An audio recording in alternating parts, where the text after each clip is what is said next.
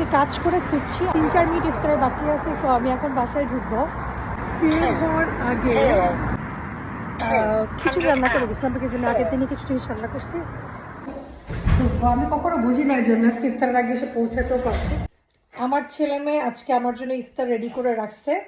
So আমি কিছু রান্না করে রাখছিলাম, সেটাই তারা গরম করছে। সালাদ ছিল, দেন ফ্রুটস কাটছে, অ্যান্ড আচার টাচার রেডি করে রাখছে। সবচেয়ে স্পেশাল ব্যাপার, তারা শরবত বানাইছে। আমি ছিলাম না, আমি জানি না কেমন, এখন ট্রাই করব, কারণ আমি এখন ইফতার শুরু করব।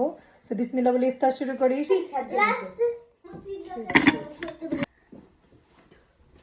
তখন ইফতারে খিচুড়ি এবং আচার দিয়ে ডিম দিয়ে খাওয়ার পর আমি পুরাই ফুল ছিলাম। আমি তখন রবজাও খাইছি ফুল। সো এখন রাত 9টা বাজে। এখন আমি আমার বাচ্চারা যে ফ্রুটসগুলা করে রাখছিল ওগুলা খাচ্ছি। অন্য সময় হলে খেতাম না, বাট আজকে যেহেতু ওরা কত কষ্ট করছে এই জন্য খাচ্ছি। আমি রাতে খাবো না, একবার সেহরি খাবো। বাই।